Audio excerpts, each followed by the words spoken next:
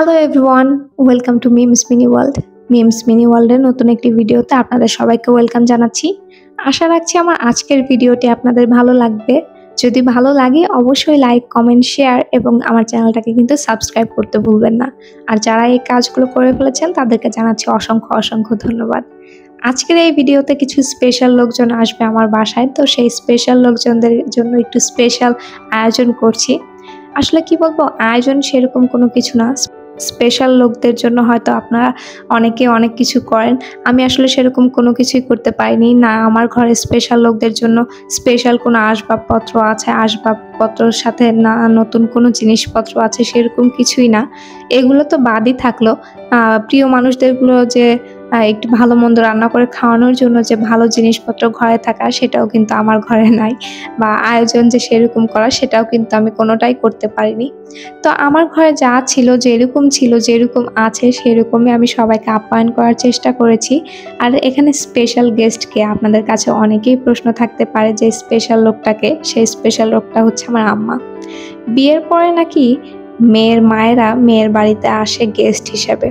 কি অদ্ভুত কথা, তাই না? আর কি ভয়ঙ্কর একটা কথা, যে মা এতদিন তার সন্তানকে এত বড় করেছে, এত কষ্ট লালন পালন করেছে, বিয়ের পরে সেই মাই নাকি মেয়ের বাড়িতে আসে অতিথি হয়ে। কি অদ্ভুত। যদি এই বাড়িটা আমার নিজের নাই, এখানে আমি ভাড়ায় থাকি, বাট তারপরে আমার মা এসেছে। আমার মা আমার কাছে অনেক প্রিয়, অনেক স্পেশাল একজন মানুষ। মাকে হয়তো কখনো এভাবে বলে ওঠা হয় না যে মা তোমাকে অনেক ভালোবাসি, কিন্তু তারপরেও মা আমাদের প্রত্যেকের জীবনে কিন্তু স্পেশাল একজন মানুষ, যার তুলনা দুনিয়ার কারোর সাথেই হয় না। তো এই যে এখানে আমি আমার আম্মা আসবে এই জন্য ঘুম থেকে উঠে আগে ঘরদোর গুছানোর কাজে লেগে পড়েছি। বিছানার চাদরটাকে চেঞ্জ করে দিয়েছি, কারণ বিছানায় তো এতদিন টিনি ছিল, টিনির বাচ্চারাও ছিল সাথে। তো আম্মার কাছে যেন এটা অকওয়ার্ড ফিল না হয়, তো সেই কারণে আমি বিছানার চাদরটা চেঞ্জ করে দিয়েছি। আর সেই সাথে আসবাবপত্র যা যা ছিল এগুলোকে সুন্দর করে ক্লিন আপ করে নিচ্ছি, যেন এগুলো পরিষ্কার পরিচ্ছন্ন লাগে দেখতে। আর আমার ঘরে যা যা আসবাবপত্র আপনারা দেখতে পান, এই প্রত্যেকটা জিনিসই কিন্তু আমার আম্মার কিনে দেওয়া। বিশেষ করে বেডরুমের যে ফার্নিচারগুলো দেখতে পান, এগুলো, এই বেডরুমের বেড, ড্রেসিং টেবিল, সেই সাথে আলমারি, এই তিনটা জিনিসই কিন্তু আমার আম্মা কিনে দিয়েছে। সেই সাথে আমার বাসায় এমন অনেক জিনিস আছে যেগুলো আমার আম্মার কিনে দেওয়া। আমাদের যখন বিয়ে হয় তখন আমার হাজব্যান্ডের জিরো ইনকাম ছিল। সেই জিরো ইনকাম দেখে আমার আম্মা আমার হাজব্যান্ডের সাথে আমাকে বিয়ে দেয়। বাট আমার হাজব্যান্ডের ওইরকম অ্যাবিলিটি নাই যে আমাকে নিয়ে একটা ভাড়া বাসায় থাকবে, আলাদা থাকবে, বা একবেলা যে আমাকে খাবার দিবে সেই সামর্থ্য কিন্তু তার ছিল না। সেখান থেকে আজকে আমি এইখানে, এর পিছনে একদম পুরো অবদানটাই হচ্ছে আমার আম্মার। আমার আম্মা চেয়েছিল বিধায় আজকে আমরা এখানে আছি বা একসাথে আছি। আমাদের বিয়েটা পারিবারিকভাবে হলেও আমাদের সম্পর্কটা কিন্তু আগে থেকেই ছিল।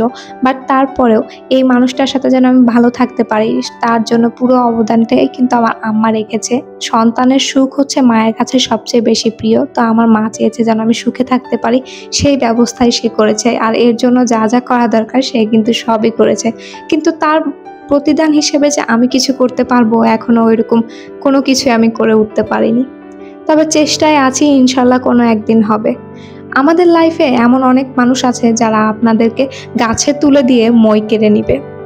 শুনতে খুব খারাপ হলেও যারা এই মই কেড়ে নেওয়ার দলে আছে, তারা বেশিরভাগটাই কিন্তু আমাদের আপনজন, প্রিয়জন, চেনা মানুষ, কাছের মানুষ। আমার লাইফে এরকম মানুষের অভাব নাই, এবং বলতে খুবই খারাপ লাগে যে যারাই আছে তারা হচ্ছে আমার সবচেয়ে সবচেয়ে সবচেয়ে বেশি আপনজন। কিন্তু তারপরেও আমি কিন্তু ধৈর্য হারা হইনি। প্রত্যেকটা কথা, প্রত্যেকটার জবাব আমার কাছে ছিল, কিন্তু আমি দেইনি, আমি চুপ করে থাকি, কারণ আমার কাছে বলার মতো কিছু নাই। কারণ যারা বলে এরা আমার সবচেয়ে বেশি আপনজন। তারা যেমন আমাকে কোনো কিছু বলে কষ্ট দেয়, আমি কখনোই চাই না যে আমার কোনো কথায় তারা কষ্ট পাক। তাই তাদের প্রতি উত্তর আমি কখনোই করি না, আমি চুপ করে থাকি। আর শুধু আল্লাহর কাছে দোয়া করি, আল্লাহ তুমি আমাকে ঠিক অতটুকু সামর্থ্য দাও, বা অতটুকু আমাকে তুমি বড় করে দাও, যতখানি দিলে পারে আমার কোনো কিছু বলতে না হয়, আমার কর্মকাণ্ডে যেন তারা তাদের সেই কথার উত্তরগুলো পায়। আমি এই দোয়াটাই আল্লাহর কাছে সবসময় করি। তো এই যে এখানে আম্মা আসবে, বললামই তো আমার আসলে ওইরকম সামর্থ্য নাই যে আমি বাহারি অনেক রকমের পদ করে আমার মাকে খাওয়াতে পারি, কারণ সেই সামর্থ্য আমাদের কারোরই নাই, না আমার না আমার হাজবেন্ডের। তো ঘরে যা ছিল সেগুলো দিয়েই এখানে হচ্ছে আমি রান্না করছিলাম। তো রান্না করছি হচ্ছে ডাল, আলু ভর্তা আর ডিম ভাজি। তো ঘরে ডিমও ছিল না, আমি একটু দৌড়ে, দেখতেই পেলেন কিছুক্ষণ আগে দৌড়ে নিচে গিয়ে একটা ডিম মানে 4টা ডিম নিয়ে এসেছি যেন ডিম ভাজি করতে পারি। তো ডিমটা নিয়ে এসে এখানে হচ্ছে আমি ডালটা বাগার দিয়ে নিচ্ছিলাম। এখানে ডাল বাগার দেওয়া শেষ হওয়ার পরে আমি এখানে ধনিয়া পাতা দিয়ে দিচ্ছি উপর থেকে। আর এই ধনিয়া পাতাটা আমি ফ্রিজে ফ্রোজেন করে রেখেছিলাম। যখন ধনিয়া পাতার সময় হয় তখন আমি একটু বেশি করে ধনিয়া পাতা কিনে রাখি, দেন সেটাকে ফ্রোজেন করে রাখি আর সারা বছর খাই। যেহেতু আমি ধনিয়া পাতাটা খুব বেশি একটা ব্যবহার করতে পারি না, তাই খুব কম দিয়েই রান্না করি। তো এই কারণে দেখা যায় কি অল্প একটু কিনলে আমার সারা বছর চলে যায়। তো এখানে ডালটা বাগার দেওয়া শেষ হওয়ার পরে আমি এখানে আলু ভর্তা করে নিচ্ছিলাম। আর আলু ভর্তার জন্য এখানে মরিচ ডলছিলাম। একটা সময় ছিল যখন আমি মরিচ ধরা তো দূরের কথা, মরিচ মানে কাটতেও পারতাম না, এমন একটা অবস্থা ছিল, আমার এত পরিমাণে হাত জ্বলতো। আর এখন দেখেন সেই কাজটাই করছি কোনো রকম কমপ্লেন ছাড়া। আগে এই কাজটা করার জন্য আমি দৌড়ে আমার মার কাছে চলে যেতাম যে আম্মা তুমি এটা করে দাও। আর দেখেন আজকে আমার আম্মা আসবে বিধায় আমি এই কাজটা নিজে হাতে করছি কোনো রকম হেল্প ছাড়া।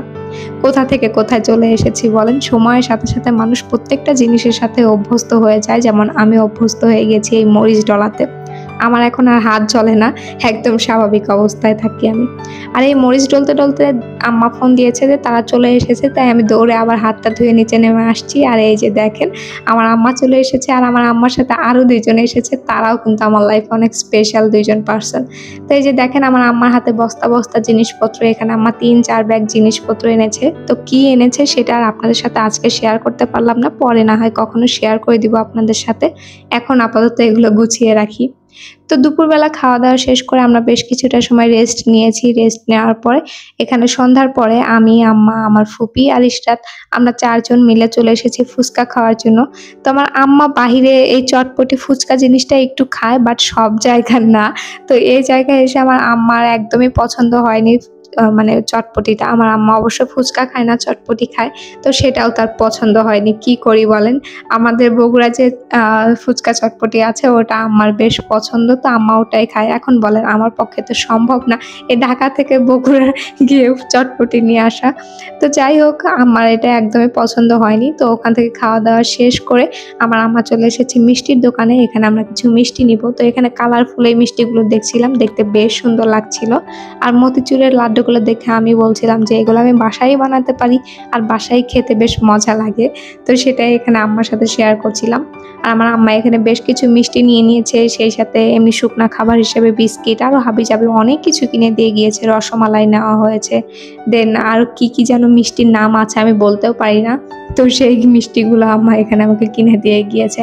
আসলে কি বলেন তো, আমরা বগুড়ার লোক, তো বগুড়ার দই মিষ্টি খেয়ে খেয়ে অভ্যস্ত। এই দোকান থেকে যে 2টা মিষ্টি নিয়ে গেছিলাম একটুও খেতে ভালো ছিল না, সাথে যে বিস্কিটটা নিয়ে গিয়া হয়েছিল সেটাও একটু ভালো ছিল না। মানে মোট কথা একটা জিনিসও ভালো লাগেনি আমাদের খেয়ে, জাস্ট 1000টা টাকাই আমাদের নষ্ট এখানে।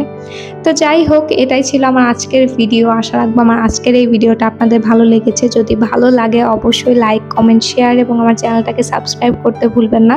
দেখা হবে নতুন কোনো ভিডিওতে। টিল দেন আসসালামু আলাইকুম সবাইকে।